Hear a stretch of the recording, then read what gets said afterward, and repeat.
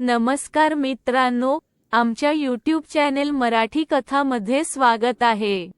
चॅनेलवर नवीन असाल तर नक्की सबस्क्राइब करा। पहिलं प्रेम। जन्माला येताना श्वास होता पण नाव नव्हतं, मरताना भलेही श्वास नसेल पण नाव मात्र प्रत्येकाच्या हृदयाच्या कोरलेलं असलं। जगणं म्हणजे खरं जगणं। त्यांच्या बोलण्याचा तो शेवट होता आणि जणू माझ्या जीवनातील सुरुवात। पहिल्याच नजरेत त्यांनी मला आपलंसं करून घेतलं होत। त्यांचा तो गौरवर्ण, सिंहासम स्वाभिमानाने भरलेला तेजस्वी चेहरा, त्यांच्या बोलण्यातील करारी बाणा, हिमालयासारखी उंची, चमकत्या डोळ्यातील कर्तृत्वाची धजग, बलशाली शरीर, वक्तृत्व तर असे जणू शब्दांचे निर्माते तेच असावेत। त्यांच्या पहिल्याच लेक्चरमध्ये मी मनोमन माझं सर्वस्व देऊन बसले होते। माझा कुणी जीवन साथी असतील तर फक्त हेच। त्यांना बघताच मला माझ्या त्या स्वप्नाची आठवण झाली जे मला रोज रात्रीला छळायचे। एका पांढऱ्या शुभ्र घोड्यावर स्वार होऊन माझ्या भेटीसाठी आतुर होऊन येणारा तो राजकुमार, राज्यातून येत असताना ज्याच्यावर फुलांचा वर्षाव चालू आहे।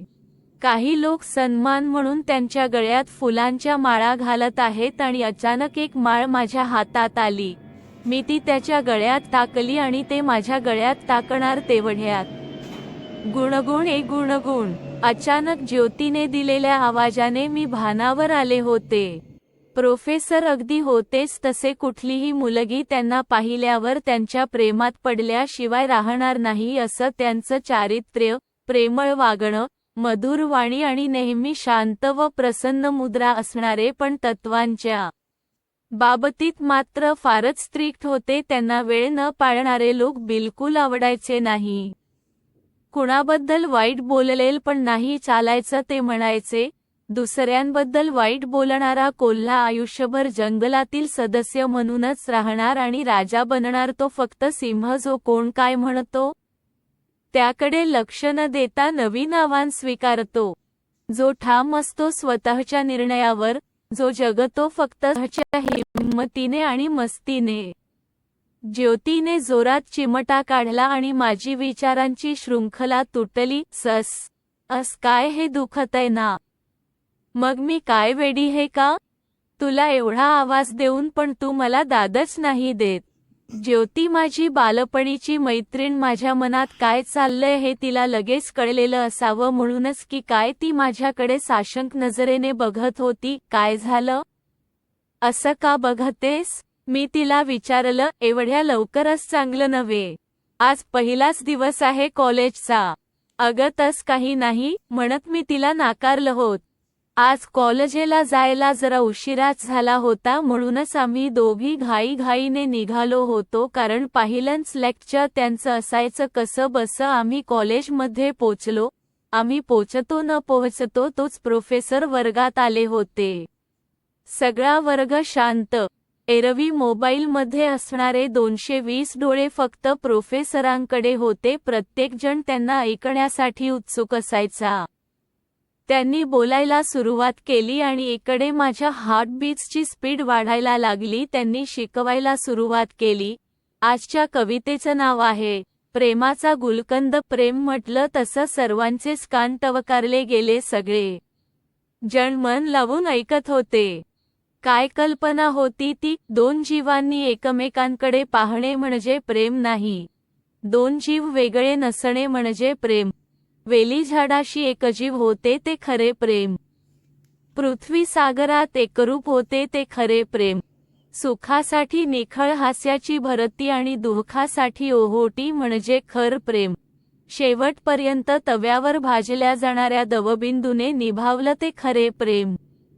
प्रेमात मर्यादा नसते, भय नसते, अपेक्षा नसते, असते ती फक्त जाणीव। न बोलताही एकमेकांच्या मनातील भाव कळतो। हे ऐकल्यावर मी तर थक्कच झाले। त्यांना कसं कळलं? ते माझ्याबद्दलच बोलत असतील का? प्रश्नचिन्ह। क्लास संपला तसं मी न राहवून सरांना गाठलं खरं, पण अचानक ते समोर आल्यानंतर काय बोलायचं तेच मला सुचेना। अगं बोलना, काय झालं? ते मला म्हणत होते परंतु मला तर काहीच सुचत नव्हते। सर तुम्ही खूप छान शिकवता. प्रत्येक शब्दाला एक वेगळी धार असते, काहीतरी करून दाखवण्याची हिंमत निर्माण होते. आणि तुमची ती फेसबुकवरील कविता देखील वाचली. मनातली गोष्ट करायला मिळणं म्हणजे खरं जगणं. अस्तित्व निर्मितीसाठी लढणं म्हणजे खरं जगणं. स्वप्नांना सत्यात उतरवणं म्हणजे खरं जगणं. प्रत्येक श्वासात सामर्थ्य असणं म्हणजे खरं जगणं. त्रास देणाऱ्यालाही सहज माफ करणं म्हणजे खरं जगणं. स्वतः पुढे जाऊनही इतरांसाठी थांबणं म्हणजे खरं जगणं. आपल्यावर हसणाऱ्यालाही स्मित देणं म्हणजे खरं जगणं. मृत्यूलाही आपलंच करून घेणं म्हणजे खरं जगणं. कसं काय सुचत सर तुम्हाला? मी जेव्हापासून वाचलंय मी तुमची खूप मोठी फॅन झालीय. अगं थांब थांब, श्वास तर घे आधी. मला सांग, तुला काय चहा प्यायचीय का माझ्याकडून? तू एवढी बोलली म्हणजे नक्कीच काहीतरी असणार. हा हा हा. नाही सर, असं काही नाही. जे वाटलं ते सांगितलं आणि मला पाहिजे असेल तर मी मागून घेईल. अल्लड आवाजात मी बोलले. ज्योती तर माझ्याकडे अवाक होऊन पाहत होती. मी एवढं कसं काय बोलत आहे? प्रोफेसर हसले आणि हसत हसत एक आलात पण प्रेमळ कटाक्ष टाकत थँक्स म्हणाले आणि निघून गेले. ते असेच विनोदी. आत्मस्तुती आणि परनिंदा यापासून योजनं दूर होते. ते मानायचे की आत्मस्तुतीने माणूस पोकळ बनतो. त्याला नेहमी गरज पडते ती दुसऱ्यांच्या मताची, ज्यामुळे इशाऱ्यावर चालणाऱ्या मोठ्या बाहुल्यापेक्षा स्वतःच्या मर्जीने जगणारी मुंगी श्रेष्ठ. 6 महिने लोटले होते. फर्स्ट सेमिस्टर संपले होते आणि मी मराठी विषयात 95 मार्क्स घेऊन टॉप केले होते आणि ठरल्याप्रमाणे सरांकडनं मला ट्रीट मिळणार होती. त्या ट्रीटपेक्षाही मला महत्त्वाचं होत ते म्हणजे सरांसोबत निवांत वेळ. या मधल्या काळात बरंच काही घडून गेलं होत. ते आता माझ्यासाठी हृदयातील प्रोफेसर बनले होते. आम्ही कळत नकळत एकमेकांच्या अगदी जवळ आलो होतो. मी नसेल तर ते ज्योतीला खूप काळजीपूर्वक हमखास विचारणार, गुणगुणची तब्येत तर ठीक आहे न? आणि ते नसतील तर मला तर एक सेकंद सुद्धा महिन्यासारखा वाटायचा. त्यांच्या बाबतीत तर काय बोलणार, माझंच काय. सगळ्यांनाच ते नसताना कॉलेजला पण यायची इच्छा व्हायची नाही. बाकीच्या लेक्चरला 20 ते 25 जण असणार, पण प्रोफेसरांच्या लेक्चरला हॉलमध्ये बसायला जागा मिळायची नाही. पूर्णविराम पूर्णविराम पूर्णविराम. सिलेबस संपताना त्यांनी अनाउन्स केलं होत की माझ्याकडनं मराठीमध्ये टॉप करणाऱ्याला डिनर असेल. आणि म्हणूनच मी दिवस रात्र मेहनत करून ही ट्रीट मिळवायचीच हे मनोमन ठरवलं होत. उद्या माझं स्वप्न सत्यात उतरणार होत. पण आजची रात्र ती कधी संपणार, काय होत होतं कुणास ठाऊक. काहीच कळत नव्हतं. कधी उद्याची संध्याकाळ होते असंच वाटत होत. प्रत्येक क्षण एखाद्या जन्मासारखा वाटत होता. अगदी आतुर झाली होती मी. मग शेवटी पेन घेऊन डायरीमध्ये लिहायला सुरुवात केली. चांदण्या रात्रीत या आज माझी पहाट सजली. अंधाऱ्या या वाटेवरती शुभ्र बकुळी कशी बरसली. का नियती मग मृदगंध मातीचा तनामनात बसवते. 2 जीवांच्या आतुर मिलनास नखशिकांत तरसवते. जे हृदयातील प्रोफेसरांबद्दल वाटत होत ते सगळं लिहून काढलं. मनावरील भार हलका झाल्यासारखा वाटलं. लिहिता लिहिता कधी झोप लागली कळलंच नाही. इकडे प्रोफेसरांनाही झोप लागत नव्हती, कारणही तसेच होत. एव्हाना त्यांच्याही लक्षात आलं होतं की गुणगुण काय विचार करत आहे. तशी तीही अतिशय सुंदर, गुणी, सद्वर्तनी, गंगेची प्रांजळता, चंद्राची शीतलता असणारी. तिची जिद्द नक्कीच त्यांना आवडली होती. महत्वाकांक्षी, जे ठरवलं ते मिळवणारी, एक जीवनसाथी म्हणून अजून काय हवं असत.